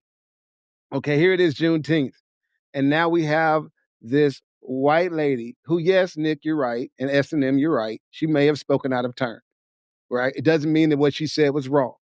Okay. So, like the person who came around for Juneteenth and told all the slaves they was free, she came around with a message this Juneteenth for the men. You know what I mean? And she didn't single out black women. She just said women. It just happened to be a black woman who was laying there on the bed, you know what I'm saying, doing nothing but posting, talking about, I need somebody to keep up my lifestyle.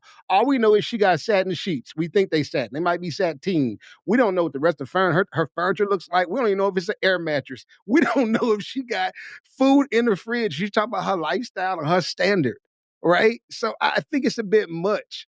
All right, so let's talk money, motives, and modern dating. Quick and clean. All right, that clip.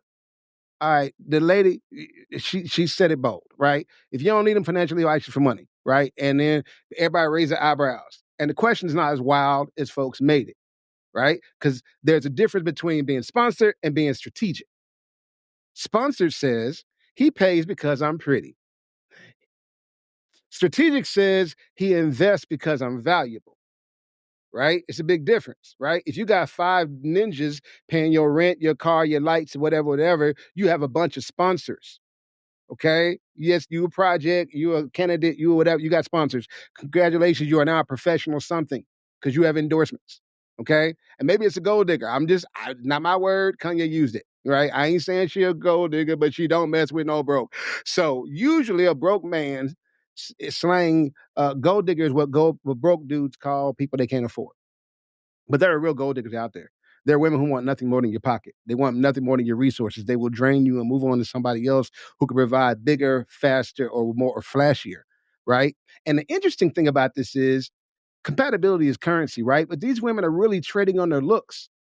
And that's really a bad deal because looks are guaranteed to fail, even with the best plastic surgery. Nobody stays ageless. So I'm supposed to pay for you and subsidize you and sponsor you for something that is presently devaluing at a phenomenal rate and isn't even insured? Man, that's crazy. Let's be real, because real love is emotional. Real love is dating is economic, but love is emotional, right? Y'all want a soft life partner for your dating life, right?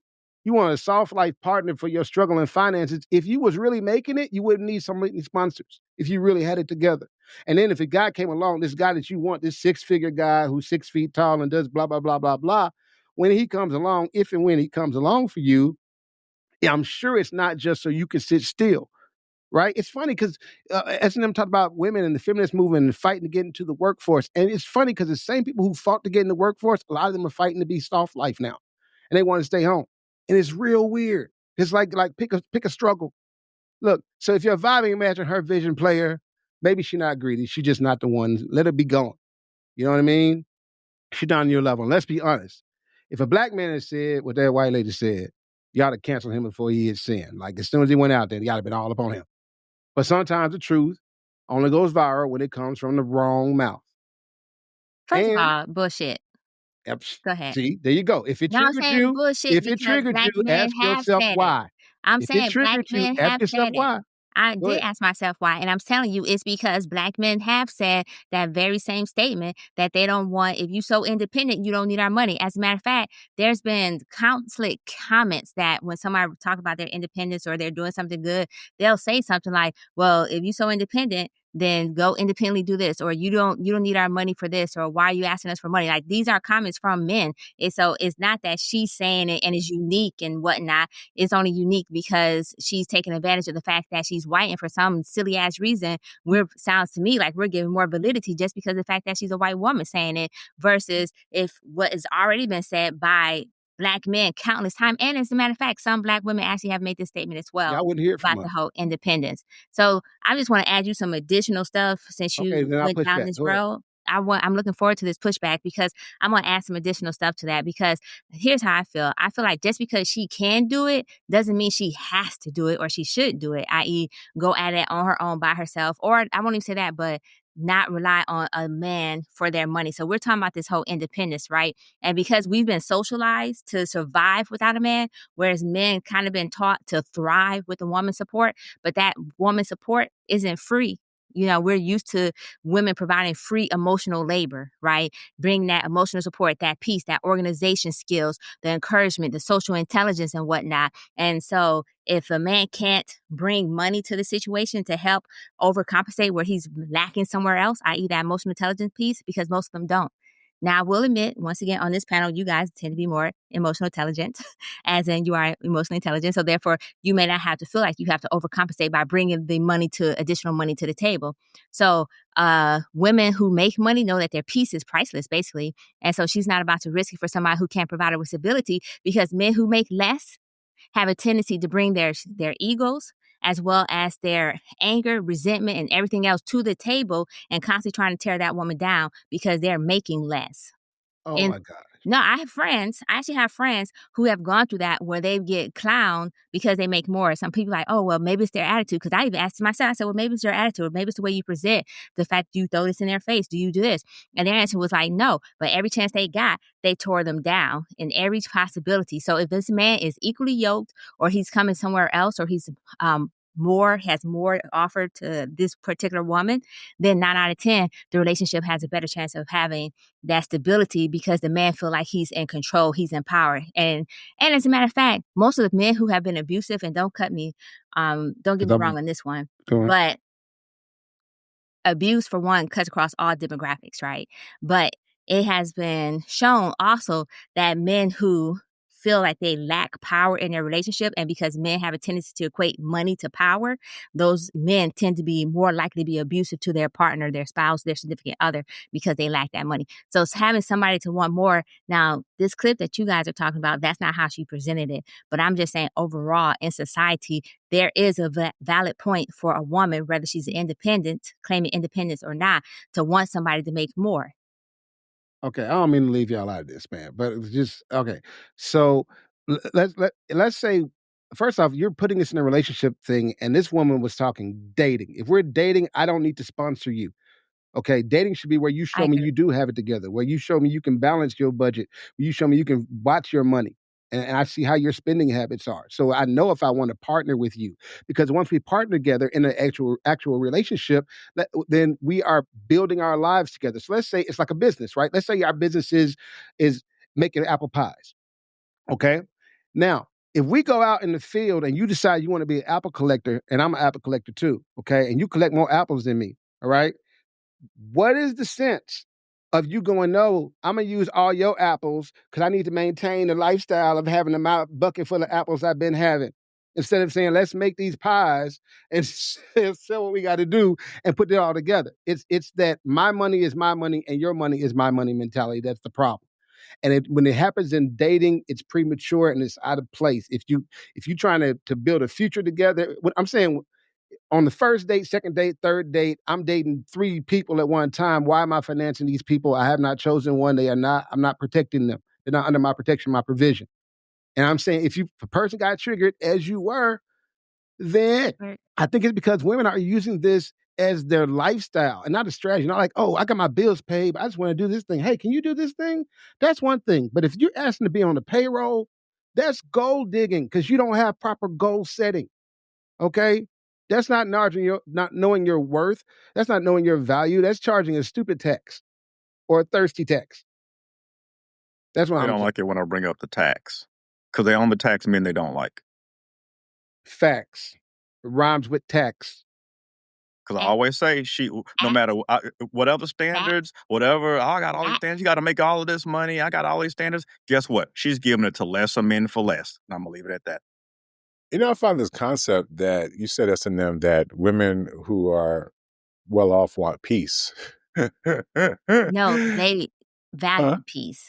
Women What? that Y'all value I peace. said women that are well off value peace. What's well off And exactly? Can we put some numbers on here? Because I feel like there's a lot of like thousandaires or 10,000aires or whatever that feel like they're much better off than people, right? okay, But so like, can one, we you're put a not number gonna on it? trap me into this conversation or put in a number because if somebody feel like they're as far as well off, because everybody have difference between well off. Somebody who's in the middle class, a woman who's in the middle class may feel like she's well off, whereas somebody who is in the upper middle class, lower middle class, or however the case may feel like they're well off for whatever the situation they're in at that time.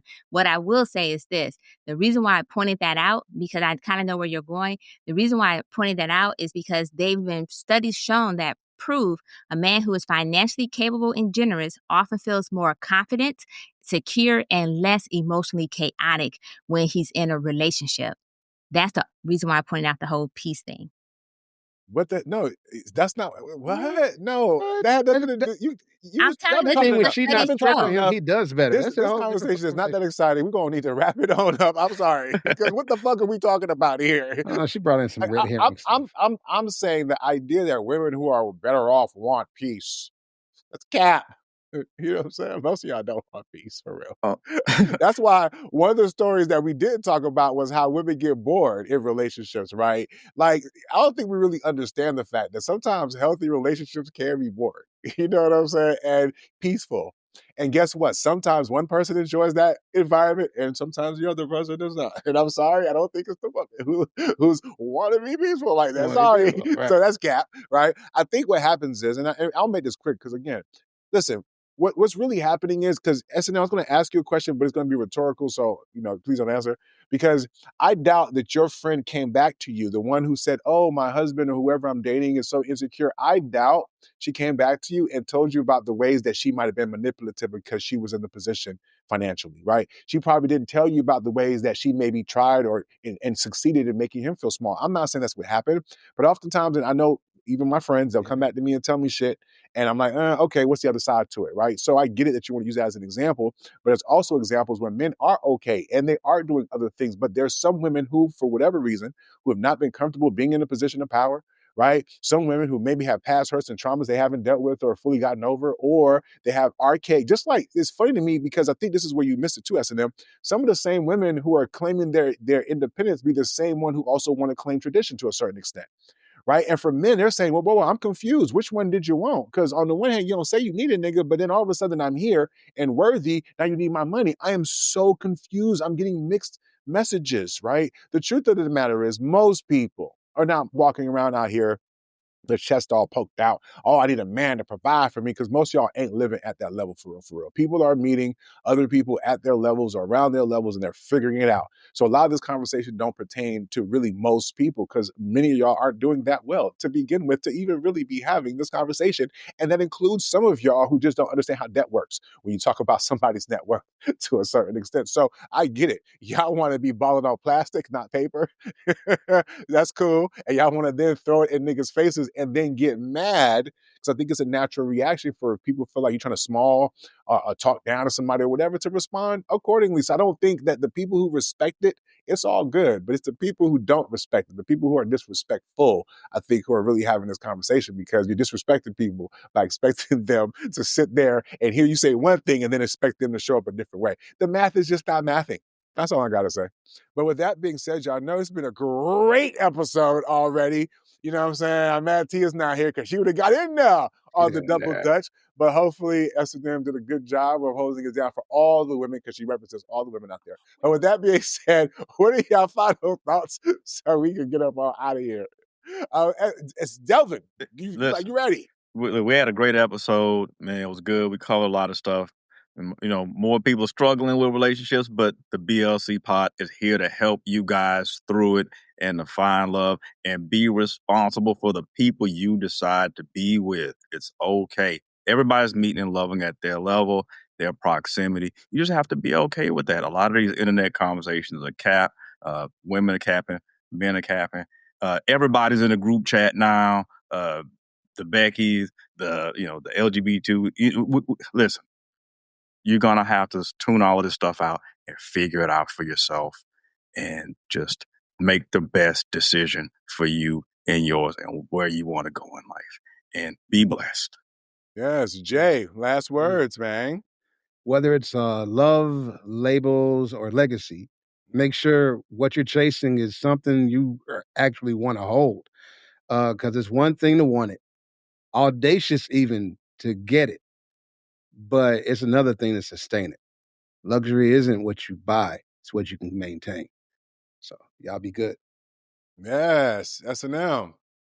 So I just want to say a couple things. First, relying on men with money isn't about greed. It's actually about alignment. If a woman has built her own lifestyle, she deserves someone who can meet it, multiply it, match it, and without asking for discounts on the ride of the lifestyle, right? But just like on the same side, men deserve somebody who can also meet their lifestyle, match their lifestyle, and multiply it in the manner in which they would like to have their lifestyle multiplied into. I think that a lot of these internet conversations is cap. And I also think that a lot of it's meant to divide us. And to be honest, one of the things that I really want to unpack is these gender war conversations or gender divisive conversations that I hope that we're contributing something positive to provide insight that's not just these 1 minute clips that we fail to understand the entire context of it, how it plays a role in our lifestyles and in our community. Because if we continue to stay on this divisive ass conversations, i.e. divisive manner, then we're never going to grow. We're never going to have this unity. We're always going to be at the low end of the totem pole because we can't recognize what we need to filter out of the conversation so that we continue to have what we should filter in. So I'll land with that.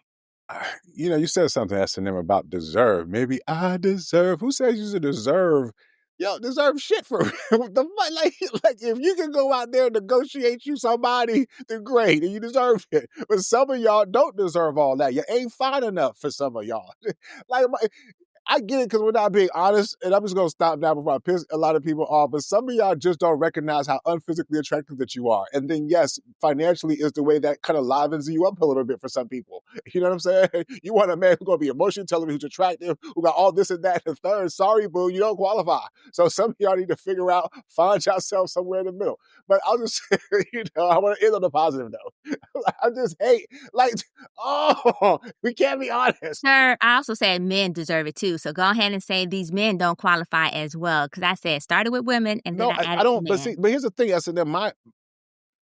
Final thoughts, though. You want to talk about what's contradictory, what's helpful in this conversation, right? Sometimes people just got to be honest with themselves. And I think it's hard to be honest with people that you love sometimes. Like men might try to be honest with their wives or their girlfriends about how they're not being satiated or taken care of. Can she hear him? Right? There's a whole viral clip. We didn't get a chance to talk about that topic, right? So what I'm saying is I hear you. But deserve is almost like you get what you can negotiate. I've heard a phrase. I'm like, that makes sense. You know what I'm saying? You get what you can leverage. You know what I'm saying? You get what the market thinks that you deserve kind of low key. And that's just part of the game. So anyways, that's not what I wanted to say. What I wanted to say before we go is, ladies, there's a man out there who loves you. You know what I'm saying? And I want you to be happy. I want you to maintain a relationship. I want you to last the distance. But some of y'all are neglecting y'all niggas. And he can't tell you, or maybe he's tried to tell you and you can't hear. So listen, if you're listening to the sound of my voice, just check in with your man. Hey, boo, you good? We good? You know what I'm saying? I mean, if you haven't done that, you haven't tapped in, you haven't fucked him, you haven't sucked his dick, and then you want to be surprised when he steps outside. Who's a fucking dumbass now? The crumbs were right there. But with that being said, on behalf of Just Jay, definitely expert, S&M Jones, and TMB, we miss you, girl. We'll see you next week, hopefully. Don't forget to like, subscribe, follow, and all that good stuff. And of course, we got the merch, y'all. Tap in with that. On behalf of all of us, man, we out of here, man. Let's get it late. We'll see y'all next time. Peace. Tia.